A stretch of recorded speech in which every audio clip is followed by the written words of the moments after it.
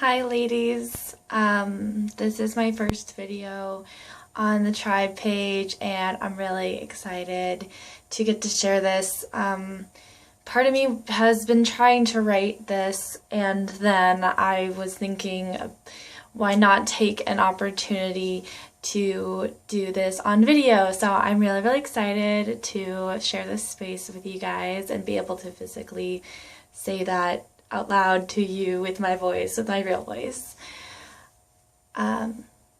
So there have been some recent events that have provoked me very strongly to reach out about something. And when we hear the word tribe,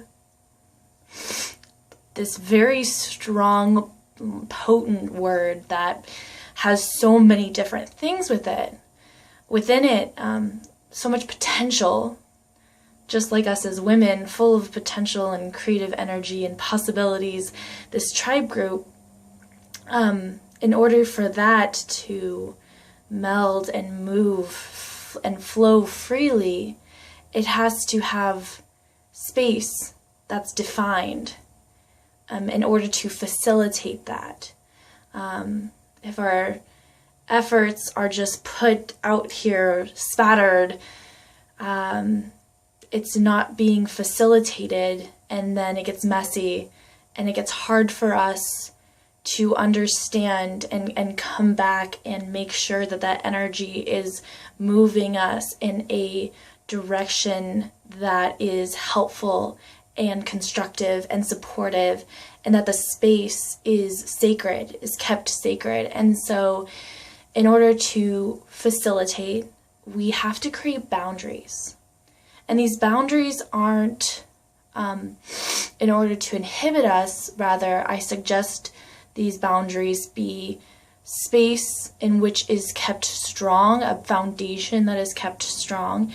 And I think that it's important for the tribe to have that structure. And so this is more of a suggestion or request to the group as we move forward. There are 8,000 women who are are part of our group. 8,000 lives, 8,000 stories, and 8,000 different expressions with multiple other dimensions and expressions. And so when you have that many women, it's not impossible to facilitate the space, but it's impossible for the space to not be facilitated without it being totally lost. And so I think it's in order to facilitate space, we must condition ourselves to change some of our habits in order to create a new path of healing for ourselves.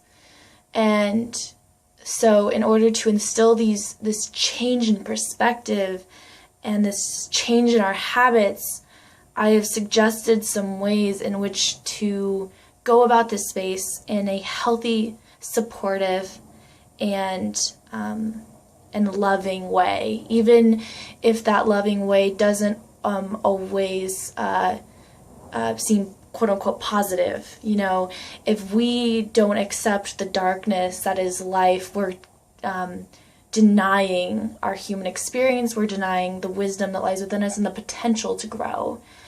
And so to say that this space is perfect and that everyone in this space is perfect and happy all the time and love and light is unrealistic. It's dangerous. We're all working on ourselves and not perfecting, we are perfect, but creating the space and filling it, and we are the creators of this space. And so it is up to us to create a new way of being in this space so that we can bring it into our lives.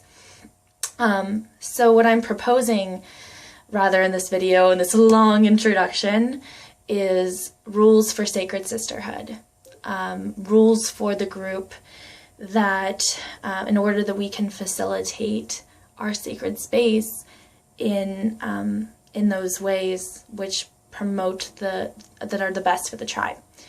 So ladies, especially if you've never been part of a women's group or a ceremonial sharing of a quote-unquote sacred space, these suggested quote-unquote, I don't like to call them rules, I hate that word, but guidelines rather, for this space are some guidelines that many women's circle, both ancient and current, use. And so I hope by us sharing this, we can create a new kind of space which we as women have never had, and especially we as women have never had online. That's, you know, some of us do have our own women's circles, but some of us aren't in the place where we can have women's circles, where we can share in physical space. And so we have this wonderful space online to do that, and let's make that as potent and powerful and beautiful as we can, is my suggestion. So one of the first suggestions for the space that I have, and is one of the guidelines, is not sharing what is said outside the group. Shelley, who started this group, has made this very clear.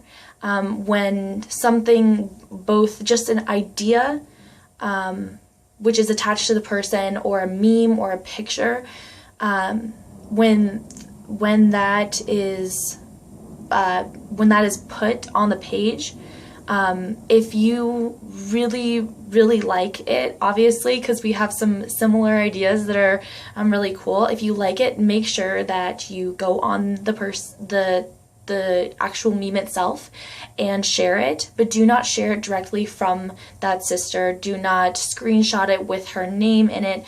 We want to make sure that everything is as there's a nominee in everything that we do. Everything that happens in the circle is sacred. Everything that the ideas that we share are ours. They aren't to be taken outside the group, not even in conversation. I think that this is really important. It's not something that we can always, control. We can't control what other people are doing, but we can hold each other accountable. We can make sure that we are specifying those rules. And I think that it is a totally fair statement that if this rule isn't followed, that we have to do whatever means necessary to make sure that space is kept sacred, and those ideas are not unveiled. And so obviously we don't want to see any women have to leave the circle, have to leave the sacred space. But it's important to realize that there are repercussions for those actions. If we just allow those things to be shared and that information to come outside the circle, it's no longer sacred space. And we have to realize that what we do in virtual space is incredibly powerful. It is beyond what it is. Very, like, what we say is very powerful too.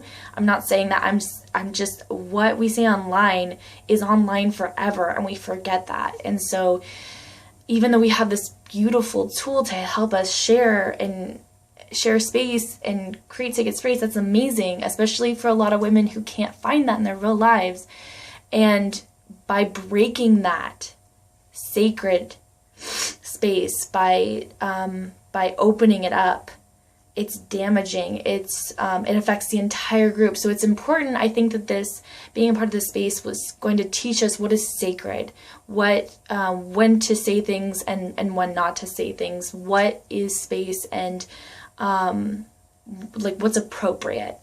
And I think that this is something that we're all learning. So That's really, really important as far as the space goes. And that's a very, very solid, like, not tangible necessarily, but you know when someone is sharing something and when they're not. It's something we can see, and it's something we can hold everyone accountable to. So please, please, girls, hold sisters, girls. There's women on here that are like way, like, anyway. It's this is just something that I like. If we can focus on, that would just be really, really incredible, and something we can take into not only this space but outside space, making sure that we respect people, space, conversation, confession, and yeah. So the second thing that I want to focus on is accepting someone's experience as their truth and allowing them to be in that space. I think it's, very often in our culture, like at least in like the American culture that I grew up in, is very common if someone says like, they just want to talk. They just want to say what happened and express themselves. It's almost a habit instilled in us to give them advice, to say, oh, here's what you should have done, or here's what you should do, or I'd hate to be in that situation, like almost like taking the experience and taking it somewhere instead of just being there for that person and saying, wow, yeah. Like just being there for them and accepting that. And I don't know how to say it exactly because there's not a thing you should say or shouldn't say. There's no like words. It's more of how we treat that experience and that person's experience. And so I think it's really important when someone is sharing something to not deny them that experience. And to be supportive in a supportive way rather than a constructive or a critique or a comparison. I think that's a big thing is whenever someone says something happened to them, we compare it to our own experience, like, oh, I'd hate if that happened to me, or I would, I don't know what I do in that situation. That doesn't help. It doesn't help at all. And even though something can have good intentions, it's really, really important, if we want to be able to express ourselves, that we leave that space open for other people to express and be who they are and say what they need to say. And I think that's really important is the support and the being there, being present for someone's experience. Number 3, I want to focus on, unless someone specifically asks for advice, I think it's important that we don't give advice unless it's actually asked. Like, sister, I need advice. I need help with this. What do I do? Like, these questions, it's important to obviously give advice, if, only if they ask. And, I think something that helps is when I have an experience and I simply need to share that experience and have people hold space for me. It helps me when someone just shares their experience as well. So if someone doesn't ask for advice, but you want to be like, oh my gosh, I know this feeling, like I know what you're going through and I went through it and man, I did this and it helped so much. Share that experience. Like, I really encourage women to share their experiences with each other so we can grow together. But it's just saying you should, or what you should do, or any kind of like anything that could potentially come off as judgment. Just if we can just think about the things we say and how they're taken, so women can feel encouraged, they can feel empowered, and they can take a step forward. And number 4, I think it's really important is like coming from a place of love. And so this kind of, those two things are very interconnected. Like, make sure, like, check in, like I would check in and be like, is what I'm saying coming from a place of love, or is it coming from fear? Is it coming from my anxiety? Is it coming from like my frustration? And I have to do this too. Like, these are all things that I'm working on too. So like sometimes we can be like, I know that like for instance, like just today I was kind of like thinking I kind of stereotyped men, and I was like, men do this, and I was like, oh, that's not really coming from my heart. That's coming from like my like, you know, I don't even know if it's an ego thing. I just know that like it wasn't coming from a higher place in me. It was like coming from like, oh, men suck. Like, it was a really childish thing to say. And so I think it's really important, like especially when someone is trying to express themselves or say something that's very, very dear to our heart, and we don't even know what to say because it is so beyond us. It is so like their deepest, darkest fear or experience or just like expression of their soul, and we do not know what to say. I think the biggest thing is before you hit reply, before you hit enter, before that post goes up, ask, is what I'm saying coming from a place of love? Because if it's coming from a place of love, that woman will feel it. If it's coming from a place of fear or judgment or expectation or assumption, she's automatically going to feel that. It doesn't matter if it's on Facebook, it doesn't matter if it's in real life. She can feel it, and we know that from the experiences that women have shared. You know, we know because we're all seeing what each other is doing. We know when someone left the group, if we were friends with them, you know, we're interconnected. We know what's going on. And so I think that's so incredibly important. It's so important that we're coming from that place. I also think that, you know, everyone comes from different backgrounds and they have different lives. They all have different triggers. They all have, you know, different things that make them thrive. Like, we're all different, and that's beautiful. It's awesome. It's amazing. It is actually, like, a wonderful thing. And so that, I mean, as we're learning and growing together, we're also being challenged a lot with one another. Like, even if it's something that it's very subtle and it's like in the back of our brains, or maybe it's not said out loud because we're very like obviously like trying to focus on cultivating like support and love, and so those things are going to come out. But there's also, you know, the darkness, which is part of everything. It's totally fine. Like, there's darkness and everything. No one's, you know, there's nothing's all rainbows and butterflies. Like, you know, we're real people with real lives. And so like if something involving rape or nudity or something triggers you, my suggestion is just to go through it, like scroll through. Like, sometimes like someone says something and I'm like in such a good place, like I'm being charged with all this energy, and I'm like, I just gotta share this with someone because I'm so excited. Like, there's times like that, and then there's times like, I don't know if I can get through today. Like, all I can think about is like digging myself into a hole and like never seeing the light of day again. I have days like that, and on days like that, I can only give so much of myself, you know? So you can only give so much.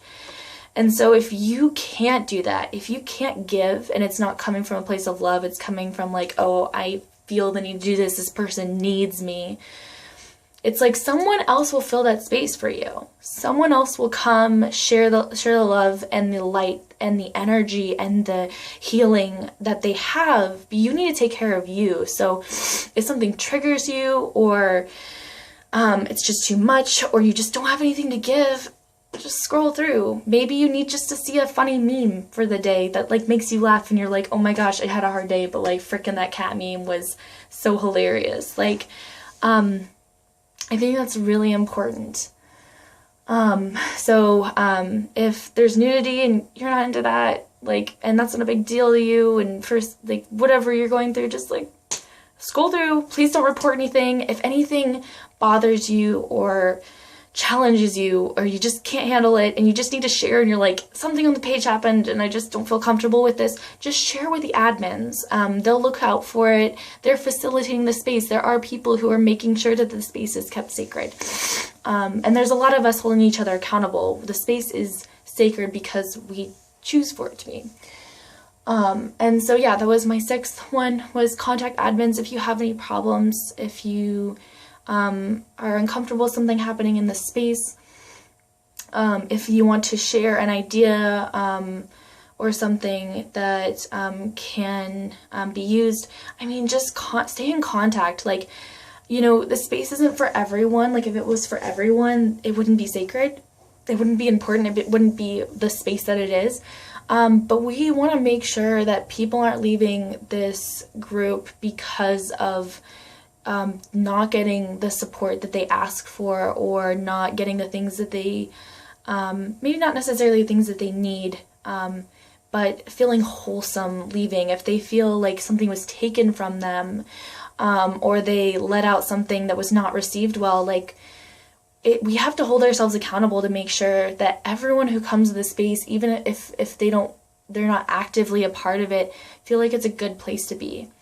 Not everyone's going to feel that way, but when people are leaving because they don't feel supported, or they felt judged or something like that, then we know the space is, we are not holding each other accountable to make sure that space is kept sacred, that there's healing and support, and things are coming from a place of love. So thank you so much. If you watched this entire video, you're amazing, because these things are really, really important to me, and I love sharing them, and I love you all. And please reach out if there's something you want to share or need or anything. I am holding space for you all tonight and this lovely fall equinox. And have a wonderful, peaceful, loving, like lovely evening. Bye.